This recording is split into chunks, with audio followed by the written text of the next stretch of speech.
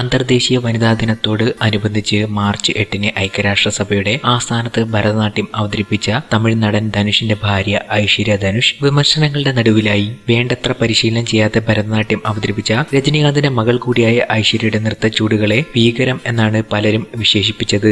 നൃത്തത്തിൽ തുടക്കക്കാരായവർ പോലും ഇതിലും നന്നായി ചൂടുവയ്ക്കുമെന്നാണ് വിമർശനം ഉയരുന്നത്. കാലുകളുടെ ചലനങ്ങൾ മുതൽ മുദ്രകൾ വരെ അടിമുടി പിഴച്ചുപോയി. നൃത്തത്തിന്റെ അവിഭാജ്യ ഘടമായ പാട്ട് ഒരു വഴി പോയപ്പോൾ ഐശ്വര്യ വേറു വഴിയാണ് പോയത്. സിനിമാറ്റിക് ഡാൻസ് കളിക്കുന്നത് പോലെയാണ് ഐശ്വര്യ ഭരതനാട്യം അവതരിപ്പിച്ചതെന്നാണ് മറ്റൊരു വിമർശനം. ഭരതനാട്യം ശാസ്ത്രീയമായി പഠിച്ചിട്ടുണ്ടെന്ന് അവകാശപ്പെടുന്ന ഐശ്വര്യ നൃത്തരൂപത്തെ പ്രാകൃതമായി അവതരിപ്പിച്ചതിലൂടെ ഇന്ത്യയുടെ സംസ്കാരത്തെ ലോകത്തിനു മുന്നിൽ നാണം കെടുത്തിയെന്നും അഭിപ്രായമുയരുന്നുണ്ട്. ഐശ്വര്യയുടെ ഗുരുവിനെ വിലക്കണമെന്നായിരുന്നു സിനിമാ സംവിധായകനായ പാർത്ഥിപൻ ഷൺമുഖം പറഞ്ഞത്. സൂപ്പർ സ്റ്റാറിന്റെ മകളായതുകൊണ്ടും പ്രശസ്ത നടന്റെ ഭാര്യയായതുകൊണ്ടുമാണോ ഐശ്വര്യയ്ക്ക് അർഹിക്കാത്ത ഈ അംഗീകാരം കിട്ടിയതെന്നും പലരും ട്വിറ്ററിലൂടെ ചോദിച്ചു. സോഷ്യൽ മീഡിയയിലും ഐശ്വര്യക്കെതിരെ ട്രോളുകൾ പ്രചരിച്ചു തുടങ്ങിയിട്ടുണ്ട്.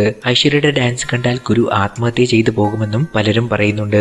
ഐശ്വര്യയുടെ പ്രകടനം കണ്ട പ്രശസ്ത നർത്തകി അനിത രക്തം പറഞ്ഞത് ദയനീയം എന്നാണ്. താരമൂല്യവും സ്വാധീനവുമില്ലാത്ത ധാരാളം മികച്ച നർത്തകിമാർ ഉണ്ടായിരുന്നു എന്നും അനിത ട്വീറ്റ് ചെയ്തു. ഏതായാലും ഐശ്വര്യയുടെ നൃത്തം ട്രോളർമാർ ഏറ്റെടുത്തിരിക്കുകയാണ്. ശിവാജി ഗണേശനെയും ധനുഷിനെയും ഒക്കെ ചേർത്തുള്ള ട്രോളുകൾ പ്രചരിക്കുകയാണ്. ധാരാളം കമന്റുകളും ഐശ്വര്യയുടെ ഭരതനാട്യത്തിന് വരുന്നുണ്ട്.